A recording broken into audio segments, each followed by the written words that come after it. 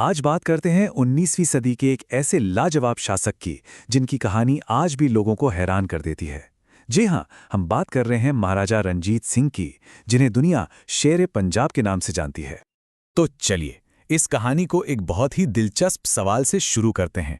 सोचिए, ऐसा क्या हो सकता है कि एक सिख महाराजा एक कुरान शरीफ के लिए मुंह मांगी मतलब बहुत बड़ी कीमत देने को तैयार हो जाएं? इसी सवाल के जवाब में छिपा है उनकी शख्सियत का सबसे बड़ा राज। तो किस्सा कुछ यूं है कि एक मुस्लिम खुशनवीस थे, मतलब एक कैलीग्राफर, जिन्होंने अपनी पूरी जिंदगी की मेहनत लगा दी एक नायाब कुरान बनाने में। सोचिए, सोने और चांदी की स्याही से लिखा गया था उसे, वाकई एक मास्टरपीस। अब वो अपनी इस अनमोल कलाकृति को लेकर सिंध और पंजाब के ना जाने कितने ही नवाबों के पास गए, और देखिए, तारीफ तो सबने की, वाहवाही भी खूब हुई, पर जैसे ही कीमत की बात आती सब पीछे हट जाते। कोई भी उसे खरीदने को तैयार ही नहीं था। अब बेचारे खुशनवीस हर तरफ से मायूस होकर अपनी आखिरी उम्मीद के साथ पहुंचे लाहौर। लाहौर, जो उस वक्त महाराजा रणजीत सिंह के सिख साम्राज्य की धड़कन, उनकी राजधानी हुआ करती थी। और जैसे ही ये बात महाराजा तक पहुंची, उन्होंने एक पल की भी देरी नहीं की। उस खुशनवीस को फौरन दरबार में हाजिर होने को कहा गया, और फिर जो हुआ वो देखने लायक था। महाराजा ने उस पाक कुरान को बड़े ही अदब से अपने हाथों में लिया, उसे सम्मान से अपने माथे से लगाया और बिना किसी मोल भाव के मुंह मांगी कीमत अदा करने का हुक्म दे दिया। बस यूं ही। अब दरबार में सब हैरान थे। उनके वजीर फकीर अजीजुद्दीन ने पूछ ही लिया कि महाराज, आपने इतनी बड़ी रकम एक ऐसी किताब के लिए क्यों दे दी? तो महाराजा ने जो जवाब दिया ना, वो उनकी पूरी सोच, उनके पूरे किरदार को बयां कर देता है। उन्होंने कहा, फकीर साहब, ईश्वर की यही मर्जी है कि मैं हर धर्म को, हर मजहब को एक ही नजर से देखूं। तो आखिर कौन थी ये महाराजा रणजीत सिंह? चलिए अब जरा ताज के पीछे छिपे उस इंसान को जानने की कोशिश करते हैं। एक ऐसा लीडर जो कई मायनों में विरोधाभासों से भरा हुआ था। अगर उनके बाहरी रूप को देखें तो वो कोई बहुत आकर्षक नहीं थे। कद औसत सा था, बचपन में चेचक हो गया था, तो चेहरे पर गहरे दाग थे, और तो और एक आंख की रोशनी भी नहीं थी। लेकिन इन सब के बावजूद उनके अंदर जो बात थी, उनका जो करिश्मा था, उनका न्याय करने का तरीका, उनकी दरियादिली, वो ऐसी थी कि लोग बस उनकी तरफ खींचे चले आते थे। उनके व्यक्तित्व का ऑरा कैसा था, इसका अंदाजा एक और बड़े मजेदार किस्से से लगा सकते हैं। हुआ ये कि एक बार एक ब्रिटिश गवर्नर जनरल ने उनके एक मंत्री से पूछ लिया, जरा बताना, महाराजा की कौन सी आंख काम नहीं करती? और उनके मंत्री, वही फकीर अजीजुद्दीन, उनका जवाब सुनिए जरा। उन्होंने कहा, साहब, महाराजा के चेहरे पर नूर ही इतना है कि मेरी कभी हिम्मत ही नहीं हुई कि मैं नजर उठा के सीधे उन्हें देख सकूं।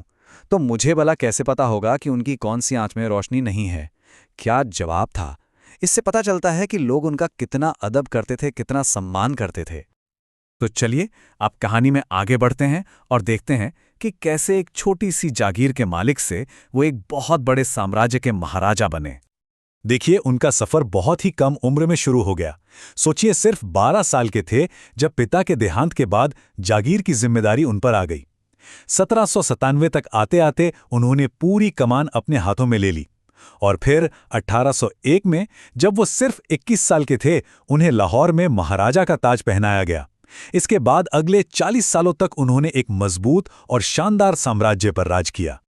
रणजीत सिंह का जो शासन करने का तरीका था ना, वो अपने वक्त से कहीं कहीं आगे था।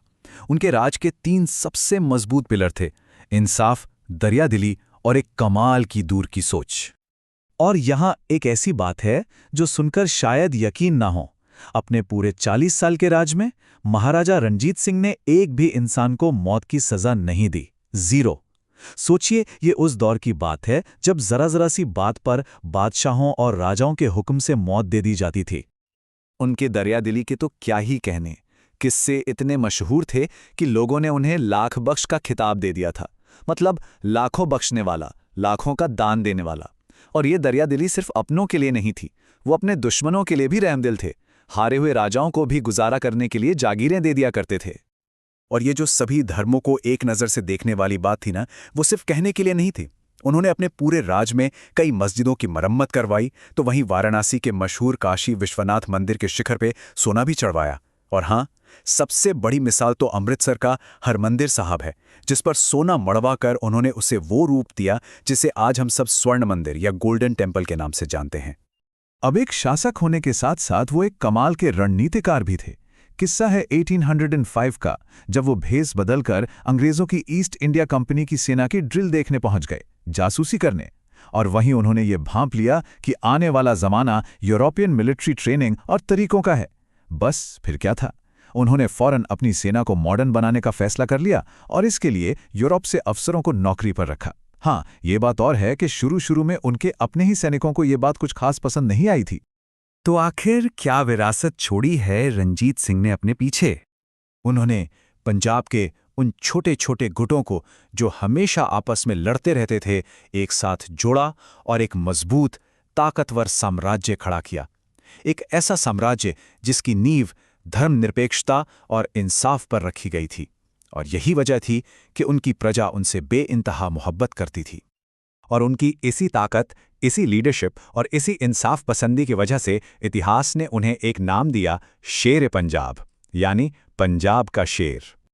और ये कहानी हमें आज एक बहुत ज़रूरी सवाल के साथ छोड़ जाती है कि आज के इस दौर में 19वीं सदी के पंजाब के उस शेर से क्या कुछ सीखा जा सकता है।